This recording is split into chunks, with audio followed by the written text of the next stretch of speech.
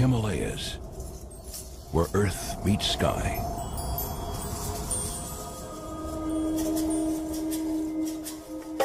Prowling this broken landscape is one of the most rarely seen creatures on Earth, the snow leopard.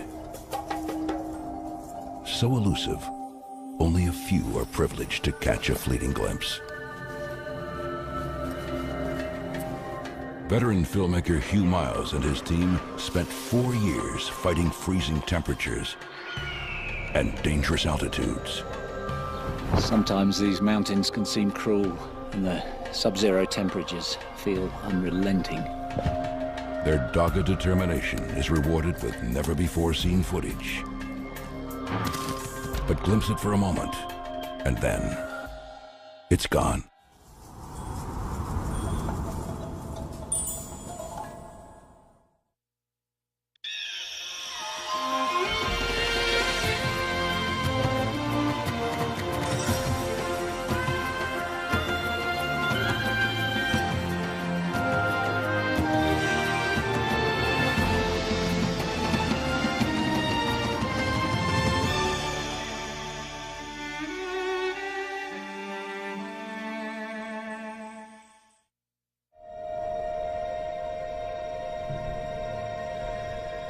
Some parts of our planet are so brutal that any creature surviving in them achieves almost mythical status.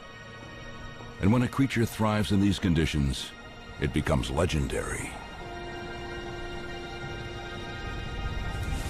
One such creature lives here, in the world's greatest mountain range. The highest, the most hostile, the Himalayas. Towering above India's northern borders, these unforgiving peaks are its hunting grounds. The creature is a beautiful big cat.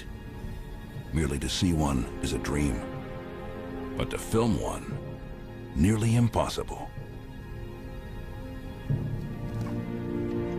It's a wildlife filmmaker's holy grail.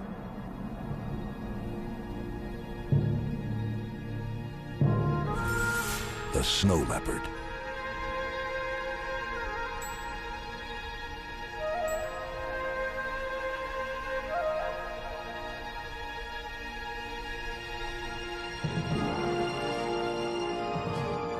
This is the story of two remarkable men who dared to think the impossible.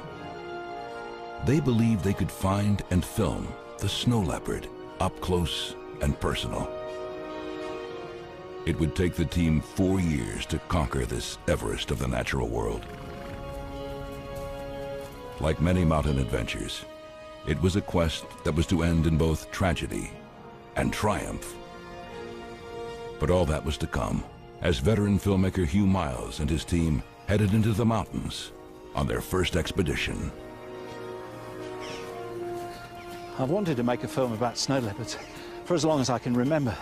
Not just because I love cats, but because the bigger the challenge, the greater the rewards. Or so they tell me. Trouble is, I think I'm probably too old to keep climbing these precipitous mountains every day. So I hired wildlife filmmaker Mitchell Kelly to spearhead the challenge. I've been crazy about snow leopards ever since I was a young fella. They're beautiful and they're rugged and they're mysterious, and they must be perhaps the most potent emblem of wildness left on the planet.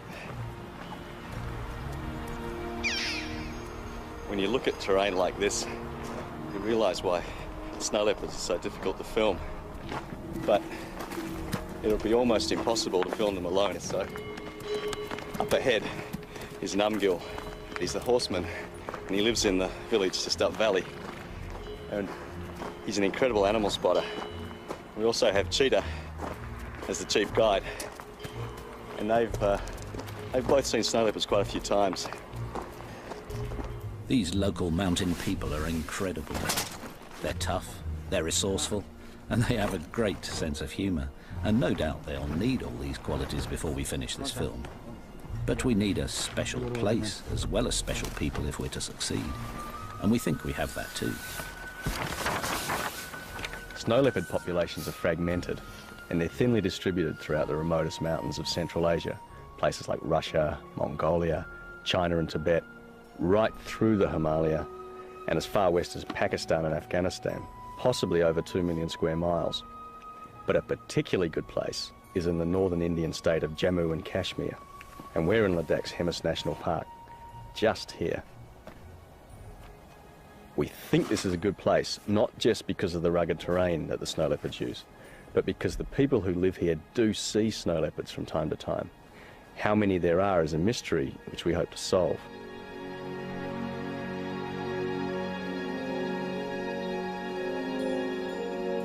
We're camping in the heart of the steepest mountains because this is supposed to be perfect snow leopard country. It's certainly tough walking country. In fact, we're probably crazy to even try to film snow leopards because they're so rare. But that's what makes them so desirable. You know they're out there somewhere. Trying to find them becomes an obsession.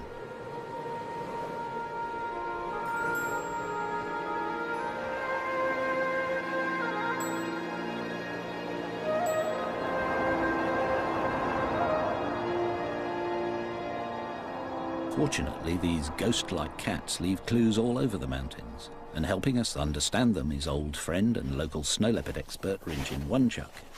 He's a great observer and is already finding signs of the big cats not far from camp. Lovely fresh tracks, just a few hours old. Snow leopards like to keep in touch, so leave messages for each other, and we hope we can learn to read them too. Rinjin tells us that snow leopards need lots of space, so at frequent intervals they scrape up these piles of earth and sometimes pee on them to make sure other cats keep their distance. Surprise meetings might be dangerous, so they also post messages on overhanging rocks by spraying urine. It's strong stuff, so we can smell them too.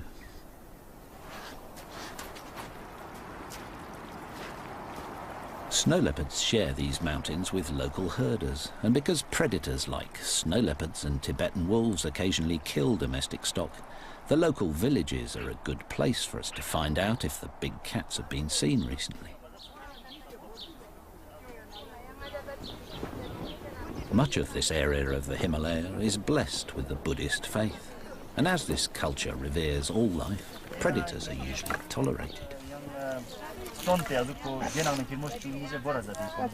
Rinjin visits these villages regularly, and as our horseman Namgel lives here, we'll always be on the local grapevine. Mind you, the villagers hardly ever see snow leopards, but they know that the cats do a lot of walking and have big territories, so finding them in this rugged terrain will be challenging. Snow leopards are only 6 to 7 feet long and really well camouflaged. And we don't even know how many there are living here. A handful at most.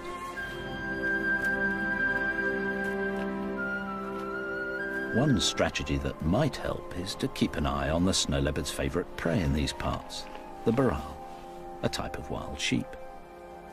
Baral look amazingly agile on these steep cliffs, but we're told this is also the snow leopard's favourite hiding place. So baral are always on the lookout for the superbly camouflaged cats. If they see a snow leopard, the baral should alert us, so we watch them carefully, but whenever possible climb down to base camp at night. Working at 15,000 feet isn't far up by Everest standards, but it's high enough to make the lack of oxygen a potential killer. Sleeping lower down is safer, and in this cold, returning to camp is a welcome relief.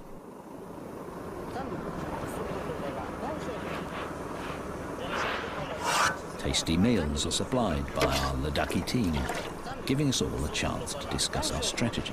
Snow's good though. Good for tracking. Yeah. Be worth trying. Thanks, Arm. No, it's okay. Oh, gotta get out there. The team has a plan, but after just 3 weeks, the high altitude and freezing temperatures are taking their toll. Few have come this close to finding snow leopards before, and they're discovering why.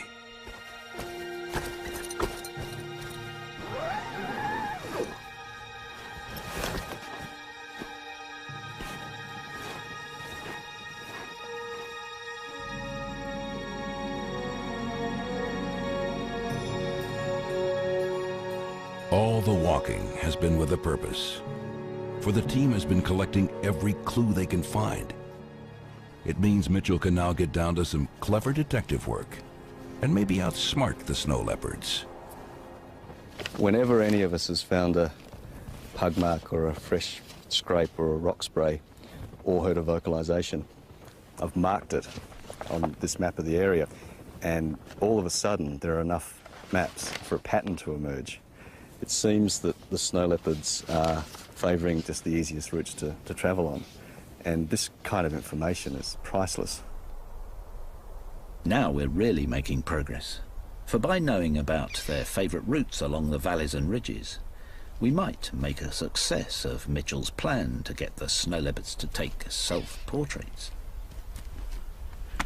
We've brought along some technical trickery, little video cameras that will trigger automatically when and if the cats walk through the beams. They're like a home security system and work day and night. For lighting is provided by an infrared lamp which the cats can't see. So by the time we've buried the cables and hidden the cameras, the snow leopards won't be frightened by them. Well, we hope not. Yeah, that's triggered. That's nice. You should be able to see the snow leopards coming up the valley and right past the camera. Now we have to wait for the pussycats. Their plan seems good, but it's 5 weeks since they've started, and they still haven't seen a cat. And with the mileage piling up, the team is struggling.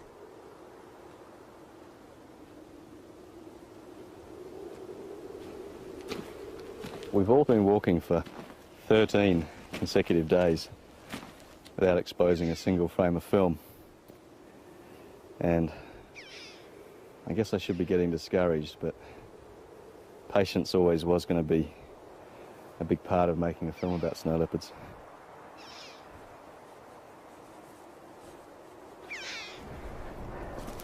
At this altitude, there's only half as much oxygen available to your heart and lungs. Trying to learn to think like a snow leopard. Just wish I could breathe like one.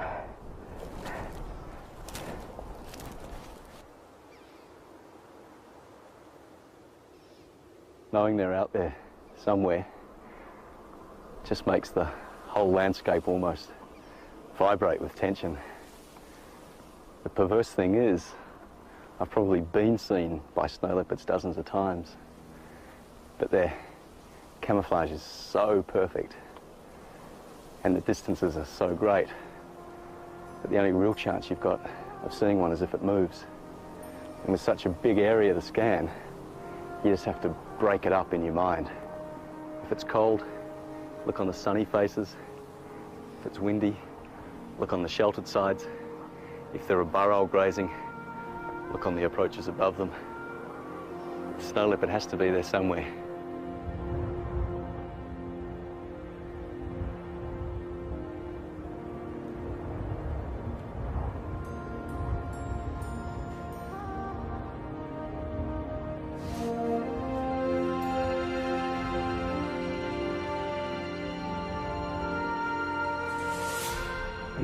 There it is.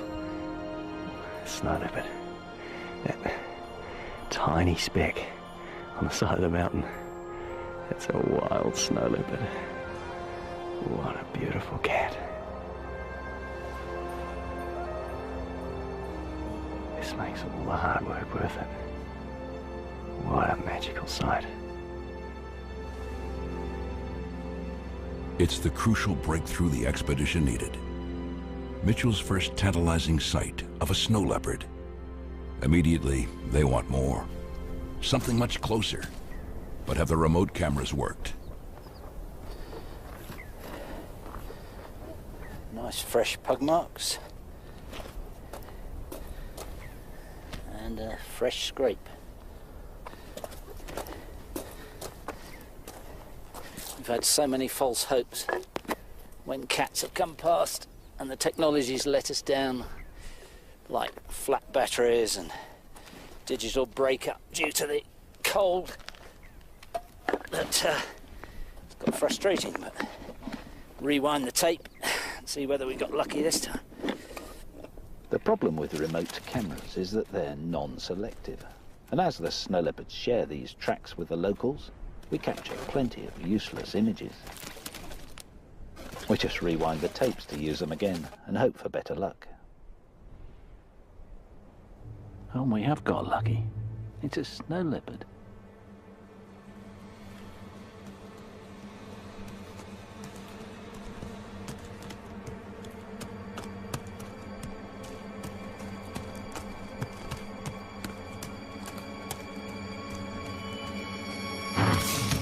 It's the yak from the village. Just a bit too big to eat. Now, what else have we got? Oh, a cat by the rock. Oh, the camera's screwed up, damn it. Ah. Wonderful. First close-up views of a snow leopard. Just going to have another look at that. This is such good news. Because now we know the system works, we might be able to identify individuals, learn how often they pass by, and even get some idea how many snow leopards live here. What a beautiful cat. He's got a little twist in his tail. Did you notice that? That might help us to identify this one if we see it again in the next few weeks. Great. See if we can get another one. Rinchen suspects that this flat rock is an important snow leopard signpost, and after a few days, we get our first hit, a chuck or partridge. And a couple of days later, this magnificent cat. And for the first time ever, a snow leopard is recorded visiting and refreshing a rock scent. This is magical. It's becoming clear that this smelling and face rubbing allows each snow leopard to know who went past and how long ago. And spraying their own urine under the rock is a calling card, enabling them to keep in touch. The scent's pungent and long-lasting. We move the camera around, and 4 days later, another snow leopard visits the rock. We're discovering that each cat comes by about every 3 to 10 days. There's so little to eat here that they have to share home ranges, but meeting could be dangerous, so these rock sprays help to keep them apart.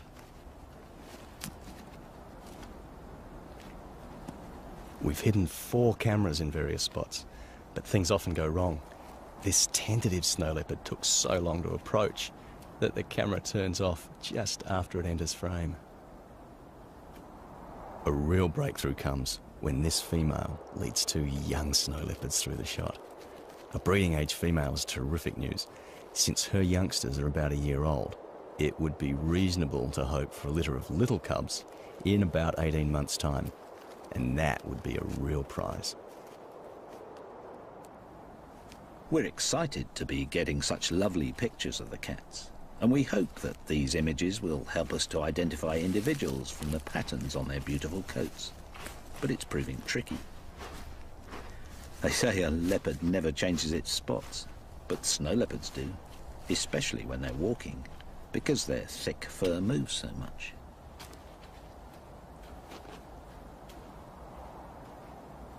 The snow leopard's coat pattern is so complex that I'm trying to sort out who's who by sketching some of the cats that I've filmed by playing back the footage on this little monitor here. Some of them are fairly easy to tell apart. This one, for instance, this very dark-faced snow leopard, who I think is a female, is very distinctive. So I think if we see her again, she should be reasonably easy to identify. And this might be the same cat, but these distance shots are too far for identification of individuals. Experience is showing us that we can safely creep the cameras in closer to the snow leopards without disturbing them. By rewinding the image, we can determine where to move in for more detail.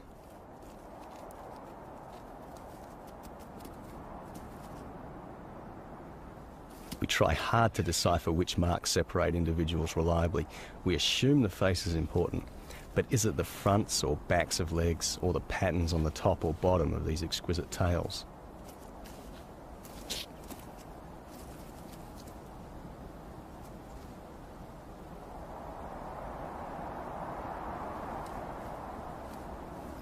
We begin to see this guy quite often, a male because of his bulk and his wide head. We hope we'll be able to recognise him if we see him again, even at a distance, because he's a slightly yellowish colour. He carries the end of his tail with a distinctive twist.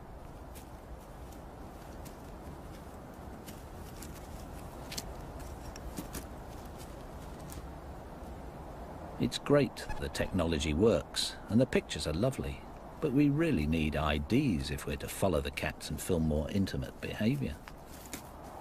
We could do with some help. And we have the perfect person in Rodney Jackson, director of the Snow Leopard Conservancy and one of the world's leading experts on this elusive cat.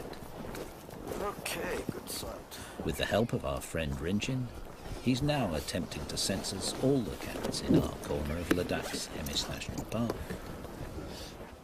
Rodney hopes individual snow leopards can be identified from still photographs of their lovely coat patterns. We have only 4 cameras. Rodney has 30. But it'll still take months to accumulate enough pictures. Okay, Winston, let's try. So we'll have to be patient. Great, really nice.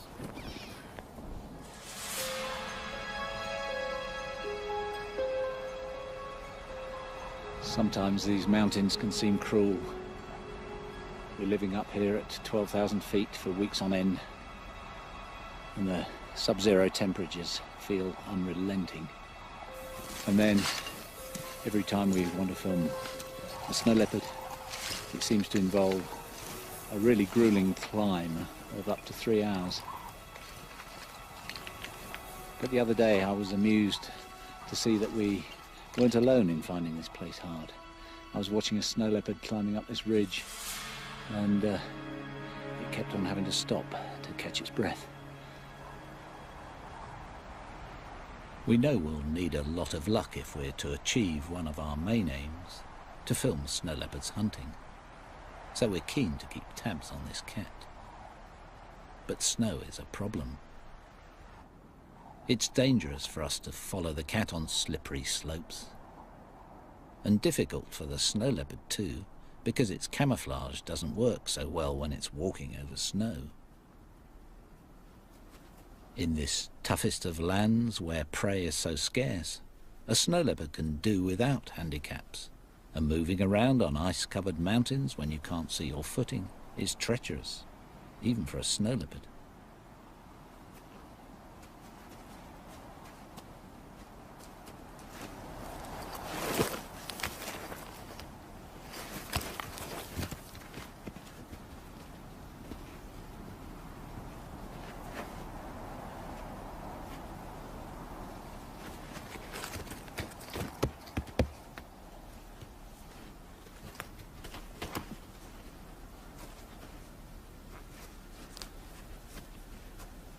Despite the conditions, snow leopards have to keep travelling, not just to find prey, but to mark their home ranges.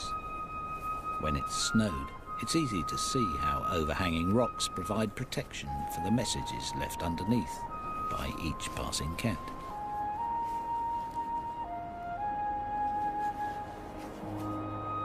Defending their space like this is always important because there's not enough food to share.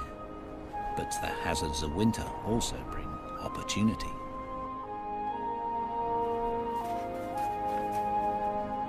It's a big chance for Hugh and his team, too. Snow leopards have never been filmed hunting, and now is a great time, because their most important prey, the burrell, are starting their mating season. And that means they may be a bit distracted.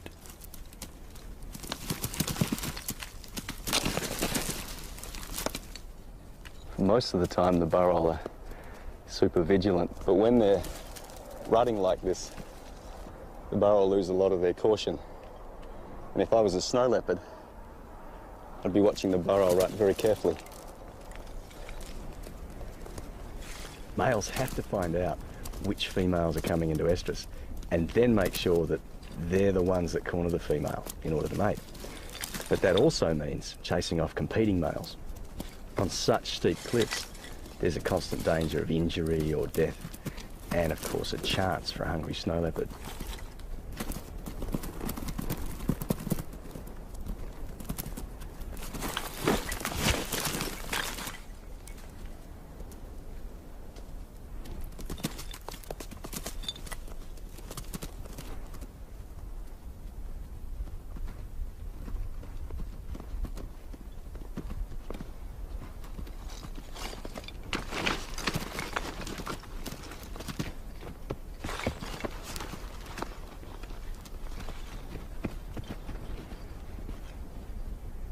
After the rut, the snow leopard's chances of hunting success increase still further because the male baral are exhausted and must find food to replenish their wasted bodies. The snow leopards keep a close eye on them, but must still mark their home ranges to protect their space.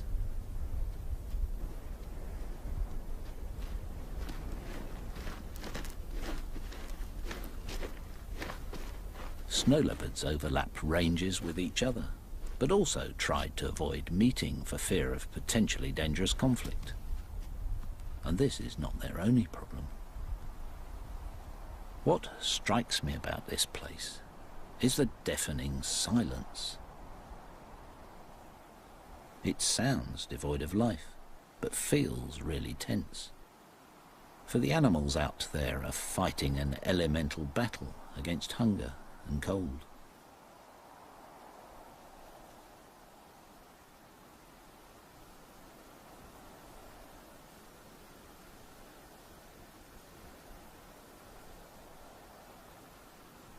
When it's so quiet, it must be tough for a snow leopard to stalk a baral. The cliffs are so steep that one carelessly placed paw could dislodge a rock and alert his prey.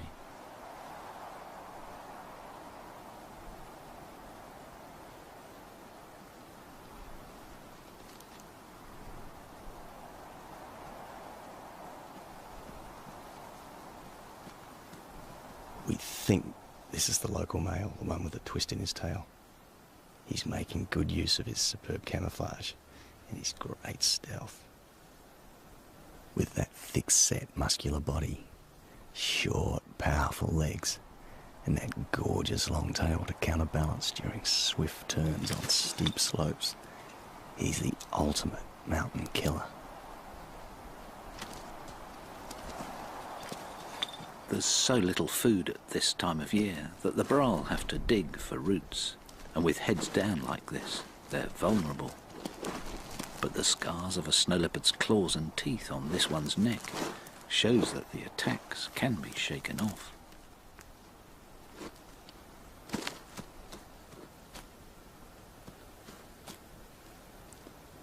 Snow leopards have been known to kill prey 3 times their own weight. This male weighs about 100 pounds, and to aid acceleration, he'll most likely attack from above, but only if he can get close enough to the baral.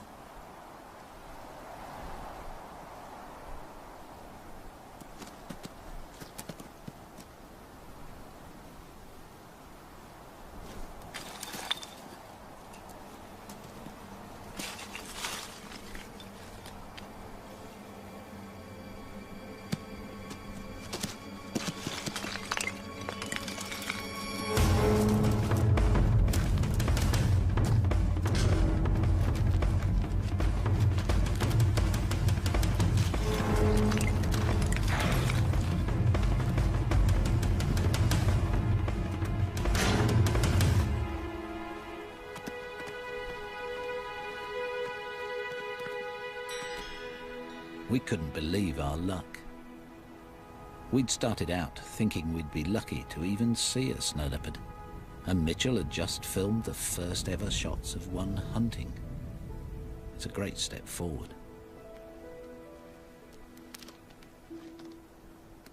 We weren't the only ones to witness the hunt. We're told that Tibetan wolves are the snow leopard's main competitor, and though they also hunt baral, they're not averse to scavenging. The wolf doesn't know the snow leopard failed and will try to steal the kill it thinks is hidden somewhere nearby. Facing such a threat, snow leopards simply avoid wolves. It's easy for them to just disappear.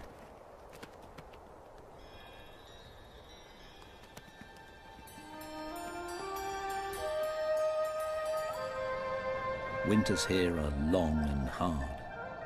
Summers all too brief. The growing season is short. The only moisture provided by melting snow and a sprinkle from India's monsoon rains.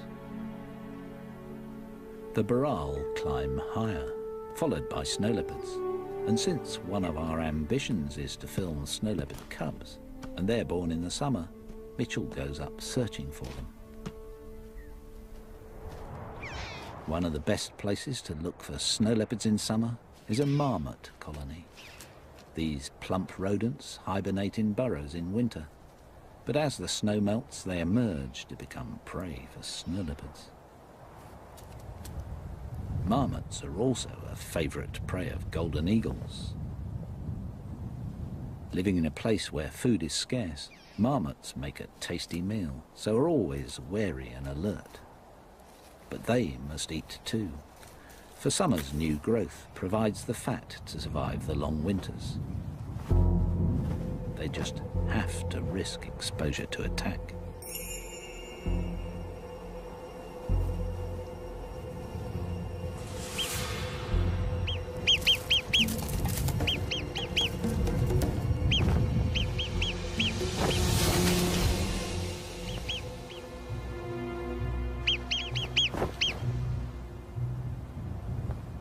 Nice to see a bit of action, but despite weeks of effort, we fail to see a snow leopard. All is not lost, however. The Baral have given birth, and for a few weeks at least, youngsters are likely to be on the snow leopard's menu. Mothers must feed hard so they can nurse their offspring while keeping an eye out for hungry snow leopards. And though all seems tranquil, the discovery of fresh snow leopard scent sends the Baral into panic.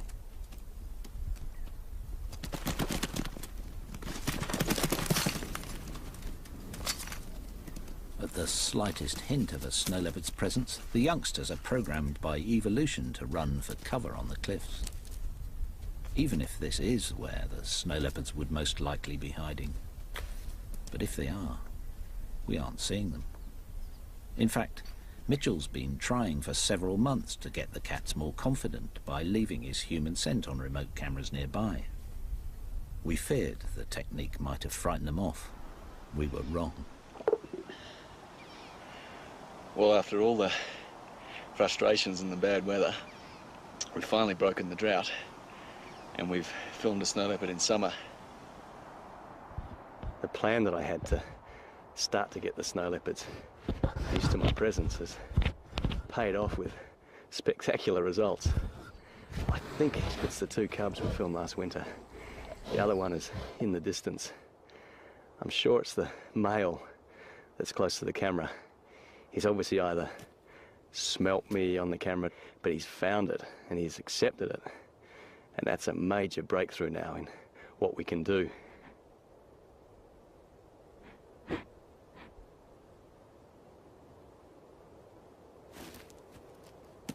This young male's a magnificent young snow leopard. He's got so much spunk. I've got to rewind this and look at this again, because this interaction with the camera is gorgeous.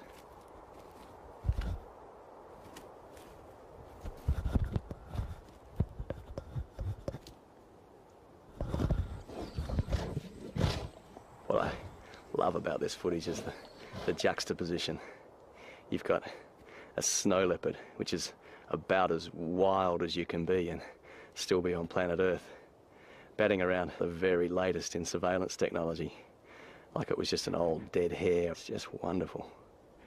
That really sums up for me the essence of the snow leopard, that confidence that it has in its own obscurity. It knows it's almost invisible in the landscape, and therefore it can act and travel as it likes. They're just swaggering away. They're wonderful, wonderful young leopards. Not quite the young cubs we hoped for, but a great pair of teenagers, and according to the locals, just the age when they might get into trouble. Being inexperienced hunters, they'd be more likely to raid the local villages for a carelessly guarded goat. In virtually every part of the snow leopard's range, the big cats share the meagre resources with people, and the relationship is tense.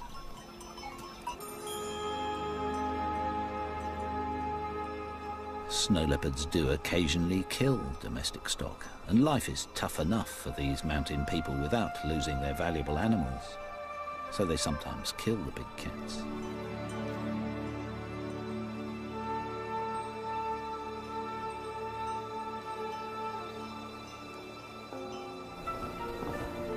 Fortunately, Buddhism's reverence for life helps to protect snow leopards in these parts most of the time, but not in many areas, and the killing of cats for Eastern medicine and their beautiful coats continues. Just the other day, we found a trap with fresh bait in it, designed to capture wolves as well as snow leopards, with steep walls to prevent escape. It was a sharp reminder of how immediate the threat is to the snow leopard's future. It's thought that fewer than 5,000 snow leopards survive in the wild, and this number is falling, so they're officially designated as endangered. If herders lose valuable animals to snow leopards, they'll only be conserved if people are tolerant. So much of Rodney and Rinchin's work involves building local support, and Rinchin visits remote villages all over Ladakh.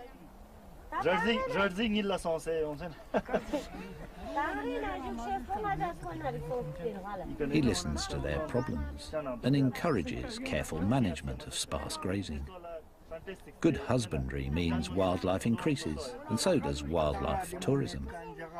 This provides the villagers with alternative income, which takes the pressure off predators. If poaching is to be detected and stopped, it'll be vital to identify individual snow leopards in the population. That's one of Rodney and Rinchin's goals with their camera traps, and it's our hope that the information they've been collecting will help us track the leopards and film their most intimate behaviour. So this is your study area, is it, Rodney? Yes. Covers an area of about 100 square kilometres. Oh, I see, the whole watershed, and camp's here, isn't it? Right, that's our camp. And you can see rock sends located along the intersecting valleys. They used by literally all of the cats that come through the area. Looks like traffic chaos. Indeed, and these circles show where we place camera traps. They have to be located very strategically because our aim here is to photograph all the snow leopards so that we can get an accurate count of the animals. And how many different cats have you identified? To date, we've identified 5 resident cats and maybe another 2 to 3 transient animals. Great pictures. These are the movements of the resident male. One day he walked 3 kilometers in just 2 hours. Goodness, impressive. We call him Mi'kmaq, Ladakhi for red eye, from the fact that he has a scar above his right eye, probably inflicted by another male.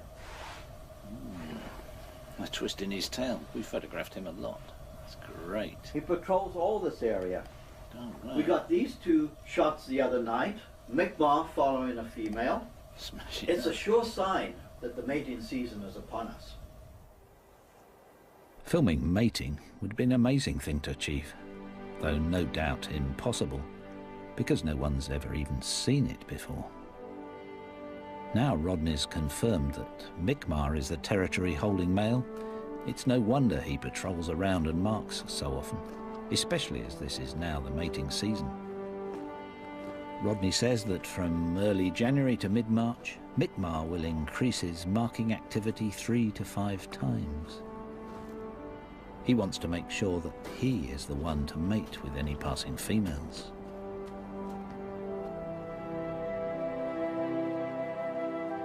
Spray rocks now take on a whole new significance. This is our local female called Dolma, and if she's coming into breeding condition, she'll want Mi'kmaq to know about it. Dolma's urine carries the vital information. Her normal message of keep away has now become you're welcome to approach. And next day, Mi'kmaq is on her trail. Snow leopards are normally 3 days to a week's walk away from each other. Now he's only 3 hours behind her, and next night he goes to the spray rock to pick up Dolma's message.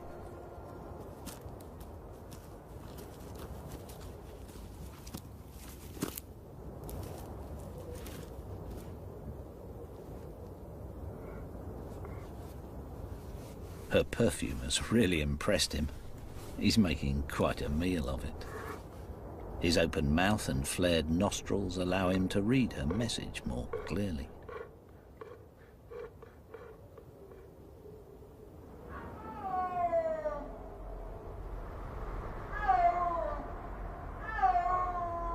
That's a snow leopard calling. We think it's our dark-faced female, Dolma.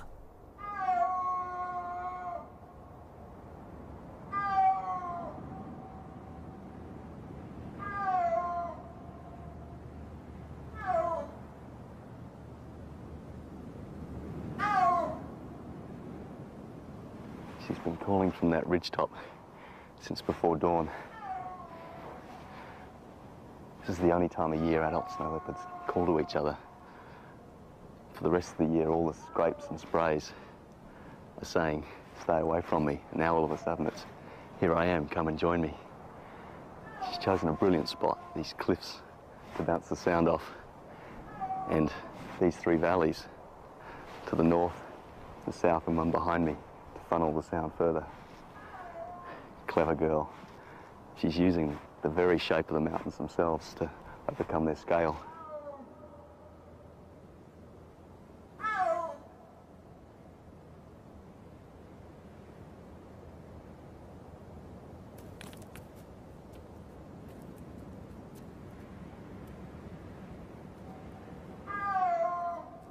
This is definitely Mi'kmaq orbiting around her.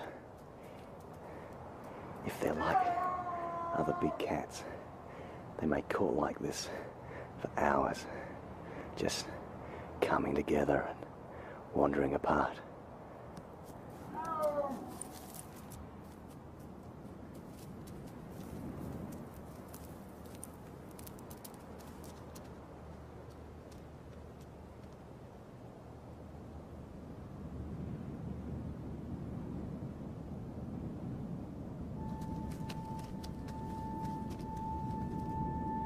No one's ever seen a wild mating before, so I just don't know what to expect.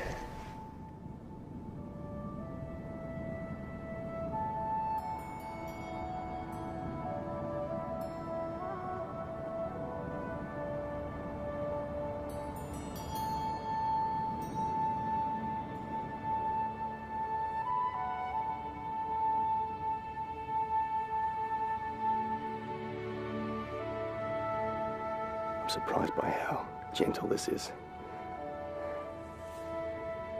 These two are really taking their time. Come on, guys. You mating or just sitting together?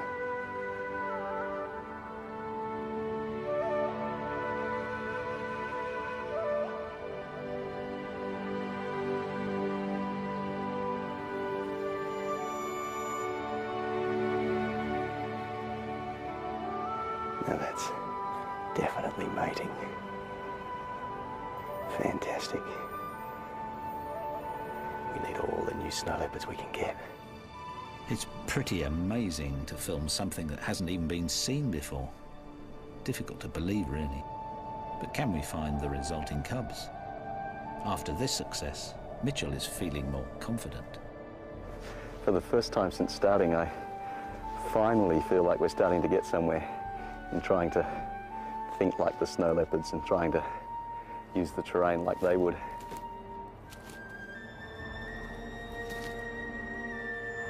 There's still a long way to go, but it feels good high up on these ridge trails, travelling and resting where the snow leopards do. But we're still behind the snow leopards, only anticipating their actions as tiny percentages of the time. The only thing to do, I think, is keep walking and keep looking. Climbing to high altitude can be dangerous, and Mitchell has already suffered from some alarming headaches. But with the promise of young cubs on the horizon, the team has new energy and determination. We'd failed to find cubs in 3 years of searching, but after witnessing the mating, Mitchell is back for a final summer attempt. Camping high at 15,000 feet, he plans to stake out Baral herds in the hope Dolma and her cubs will show up. Finding the burrowel herds is easy as usual, but there's no sign of snow leopards. And all day I'm stalked by a biting headache. I become disoriented, and by the next morning I'm staggering and vomiting. I just can't believe that after all these years, the high altitude is suddenly affecting me. By the next day I can't even stand and I'm coughing up froth. I hallucinate and twice lose consciousness as Numgill brings me down to base camp on the back of his yak.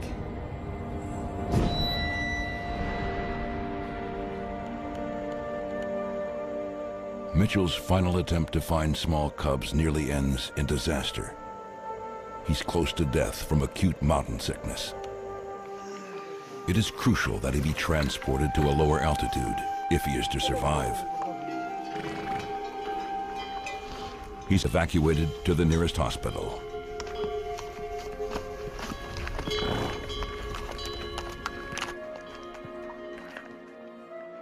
Mitchell has shot so much remarkable film that his departure is a big loss. But we're still hoping to find Mi'kmaq and Dolmar's little cubs and film a cat on a kill. So we start our 4th winter in the mountains with clear goals.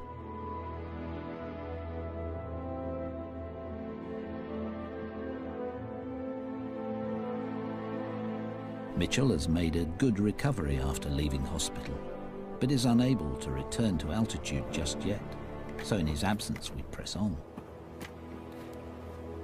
One of our camera sites is on a high ridge, and after a 2-year wait, Mitchell will be delighted to know that a cat has finally visited his favourite spot. Mitchell calls this the menu site, because snow leopards can survey this lovely landscape from up here and decide what they'll kill for their next meal. We're still determined to film those little cubs, or even a snow leopard feeding on a kill, and fresh snowfall is giving us a head start. We find Mi'kmaq out patrolling his territory. He seems casual in his movements, unconcerned as he spooks the herds of burrowel. Wondering what he's up to, we pick up his tracks and follow him up one of his favourite valleys, hoping he'll lead us to cubs or a kill. And he does. We've obviously disturbed him off this dead burrowel, and in a panic quickly snatch a few video shots of the carcass because we've spotted him up on a ridge.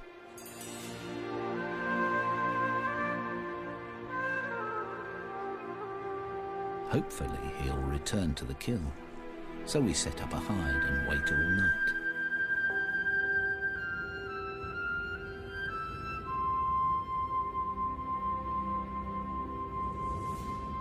At dawn, we spot Mi'kmaq on guard nearby. He seems too fat to bother chasing scavengers away, so a fox takes its chance to snatch a few morsels, burying them to create a larder for the hard times ahead.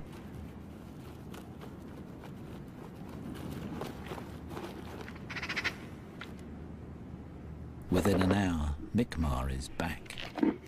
The life of a top predator is one of feast or famine. This is a feast.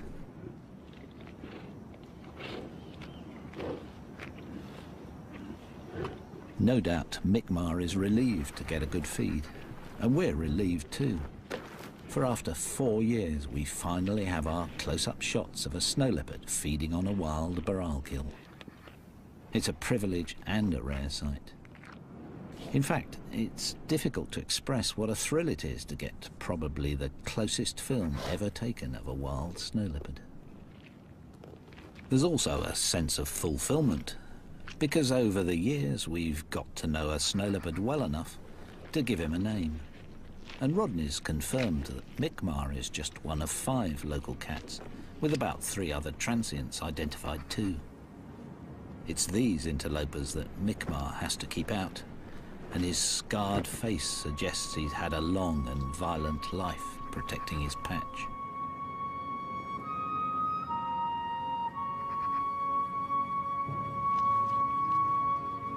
After analysing all our video images, we've discovered that when we first started filming 4 years ago, our first close shots were of this cat. It's nice to know that Mick Marr and the team go back a long way.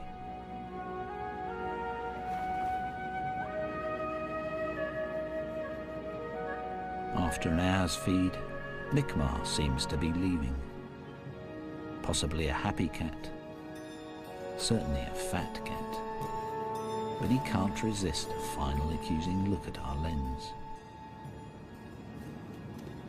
Reluctantly, we have to leave too. We're relieved of our obsession only because our time has run out, and we've failed to find Mick Marr and Dolma's little cubs. But while removing our remote cameras, we find the tracks of a mum with a cub. We leave the cameras out, hoping we'll finally get lucky. And after a couple of days, we film what looks like Dolma. But the camera timer that limits the length of shot lets us down, and we don't see a cub. We think our last chance is gone. But next day, Mum comes into shot again, followed by a long pause.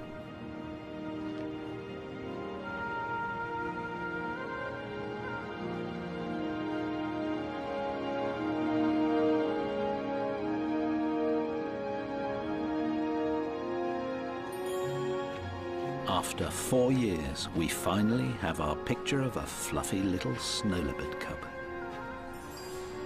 Then it vanishes like a ghost, as if to convince us that snow leopards really are impossible. The elusive cat has finally beaten us, for we haven't filmed a successful hunt or a mum with little cubs. But I guess that's how it should be. For 4 years, Hugh Miles, Mitchell Kelly, and their team have tracked these beautiful cats across the roof of the world. They've brought back the most remarkable images ever seen of snow leopards. But despite their success, they've given us just a tantalizing glimpse. Protected by this fortress of mountains, the snow leopard's veil of secrecy still remains, and much of their elusive lives continues to be a mystery.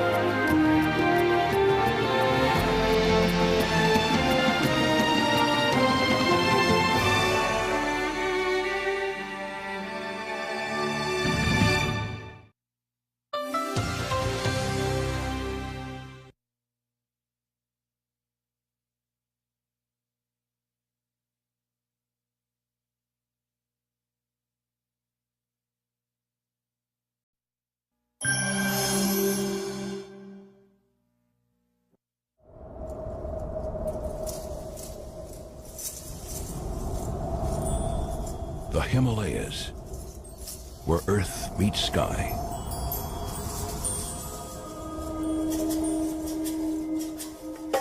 Prowling this broken landscape is one of the most rarely seen creatures on earth, the snow leopard. So elusive, only a few are privileged to catch a fleeting glimpse.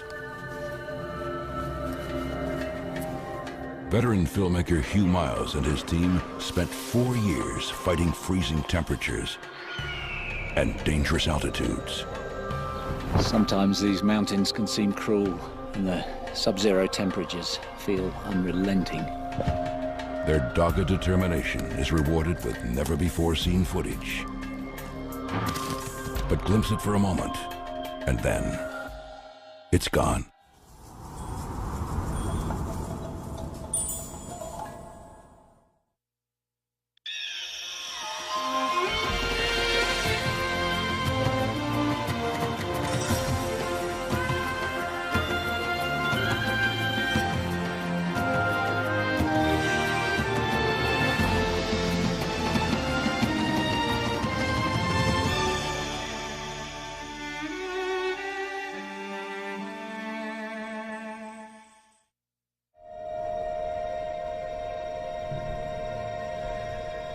Some parts of our planet are so brutal that any creature should Need lots of space, so at frequent intervals they scrape up these piles of earth and sometimes pee on them to make sure other cats keep their distance.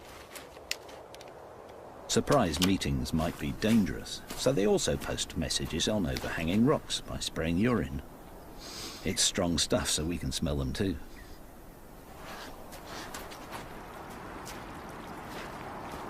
Snow leopards share these mountains with local herders, and because predators like snow leopards and Tibetan wolves occasionally kill domestic stock, the local villages are a good place for us to find out if the big cats have been seen recently. Much of this area of the Himalaya is blessed with the Buddhist faith, and as this culture reveres all life, predators are usually tolerated. Rinjin visits these villages regularly, and as our horseman Namgyal lives here, we'll always be on the local grapevine. Mind you, the villagers hardly ever see snow leopards, but they know that the cats do a lot of walking and have big territories, so finding them in this rugged terrain will be challenging. Snow leopards are only 6 to 7 feet long and really well camouflaged, and we don't even know how many there are living here. A handful at most.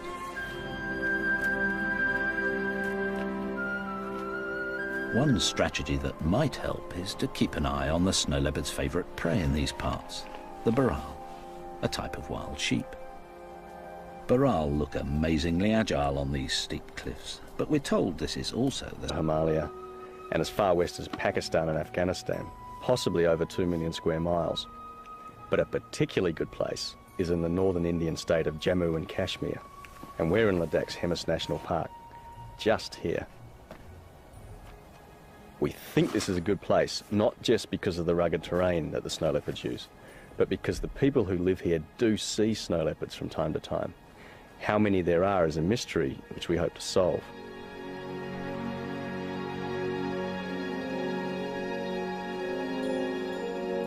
We're camping in the heart of the steepest mountains because this is supposed to be perfect snow leopard country. It's certainly tough walking country. In fact, we're probably crazy to even try to film snow leopards because they're so rare. But that's what makes them so desirable.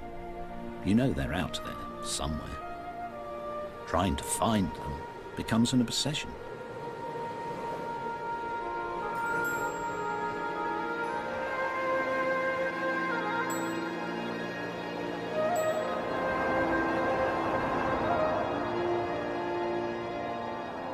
Fortunately, these ghost-like cats leave clues all over the mountains, and helping us understand them is old friend and local snow leopard expert Rinjin Wonchuk. He's a great observer and is already finding signs of the big cats not far from camp. Lovely fresh tracks, just a few hours old. Snow leopards like to keep in touch, so leave messages for each other, and we hope we can learn to read them too. Rinjin tells us that snow leopards surviving in them achieves almost mythical status. And when a creature thrives in these conditions, it becomes legendary. One such creature lives here, in the world's greatest mountain range. The highest, the most hostile, the Himalayas. Towering above India's northern borders, these unforgiving peaks are its hunting grounds. The creature is a beautiful big cat. Merely to see one is a dream, but to film one, nearly impossible. It's a wildlife filmmaker's holy grail.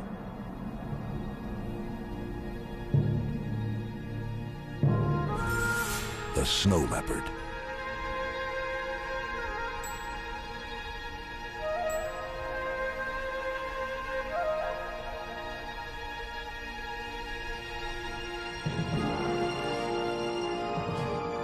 This is the story of two remarkable men who dared to think the impossible.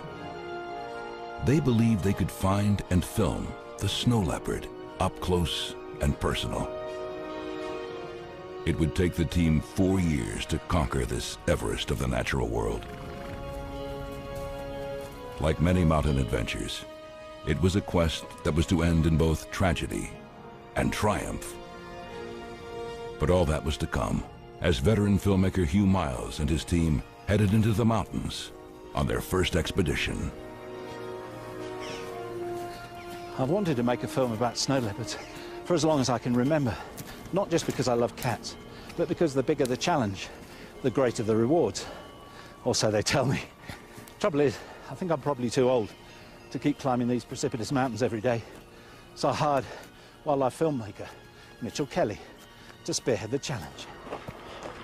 I've been crazy about snow leopards ever since I was a young fella. They're beautiful and they're rugged and they're mysterious, and they must be perhaps the most potent emblem of wildness left on the planet.